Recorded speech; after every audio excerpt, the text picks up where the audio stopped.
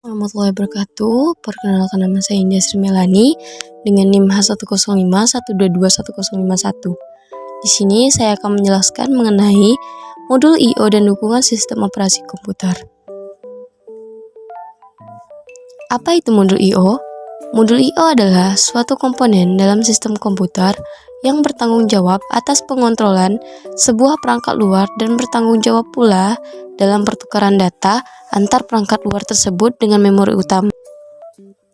Apa sih fungsi utamanya? Fungsi utama dari modul I/O ini ada 5. Pertama, kontrol dan timing, buffering, komunikasi CPU, komunikasi perangkat, dan deteksi error. Kontrol dan timing. Kontrol dan timing ini berfungsi sebagai pengaturan aliran data antara resource internal CPU memori dengan device eksternal. Buffering atau data buffering berfungsi sebagai penampung data sementara baik dari CPU atau memori maupun dari device dan melakukan buffer agar kecepatan device lebih cepat. CPU komunikasi berfungsi sebagai media komunikasi dari CPU menuju device eksternal, sedangkan komunikasi perangkat itu berfungsi sebagai media komunikasi dari device eksternal menuju CPU. Terakhir ada error detection, berfungsi sebagai pendeteksi kesalahan yang ditimbulkan oleh device. Kemudian jenis-jenis perintah pada modul I/O. Perintah kontrol untuk mengaktifasi perangkat peripheral dan memberitahukan tugas yang diperintahkan padanya. Perintah tes untuk menguji berbagai kondisi status modul I/O dan peripheralnya. Perintah read untuk mengambil suatu paket data kemudian menaruh dalam buffer internal. Perintah write, perintah ini kebalikan dari write, yaitu untuk mengambil data dari bus data untuk diberikan pada perangkat peripheral. Teknik-teknik pengoperasian modul I/O. I/O terprogram. Data saling dipertukarkan antara CPU dan modul I/O.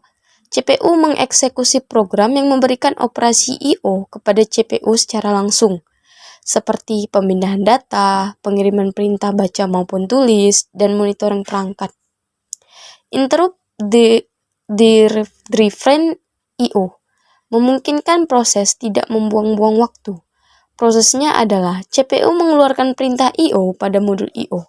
Bersamaan perintah I/O dijalankan oleh modul I/O, maka CPU akan melakukan eksekusi perintah-perintah lainnya.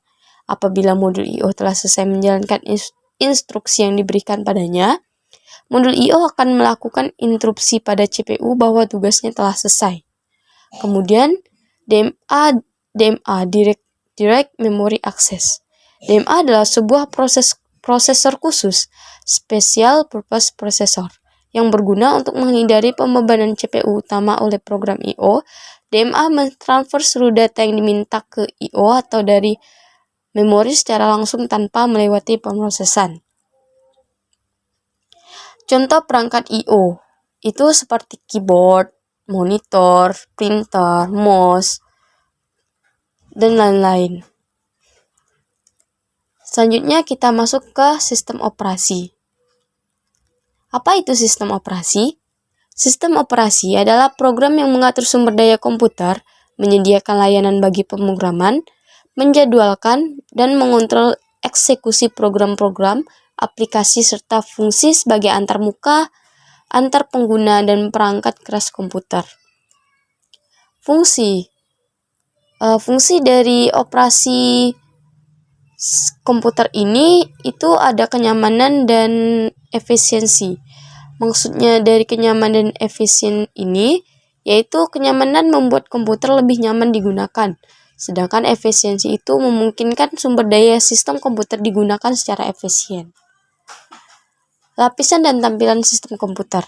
Seperti dilihat dari gambar, lapisan dan tampilan sistem komputer dari gambar ini dapat dilihat kalau komputer hardware merupakan lapisan terbawah, di mana komputer hardware dapat diakses oleh OS designer.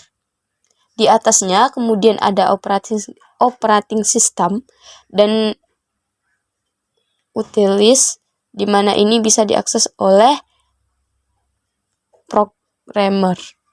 Dan di atasnya lagi itu ada application program, dan ini bisa diakses oleh user. Layanan sistem operasi.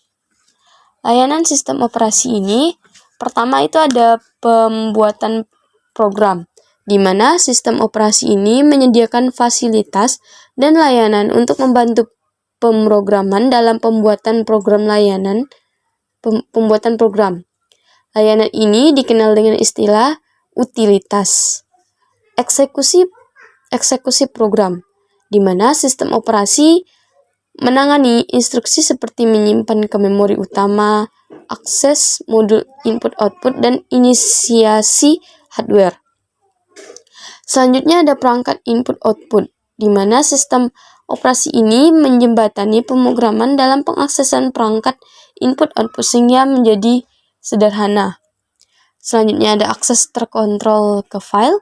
Akses terkontrol ke file ini, di mana dalam hal ini sistem operasi menyediakan mekanisme perlindungan dan pengontrolan pada pengaksesan ke sumber daya yang digunakan bersamaan. Terakhir ada akses sistem. Akses sistem di mana sistem operasi mengontrol akses sistem secara keseluruhan ke sumber daya sistem. Selanjutnya ada sistem operasi sebagai manajer sumber daya. Di sini SO atau sistem operasi mencakup banyak hal di dalamnya seperti memori, CPU, input-output modul, dan sebagainya.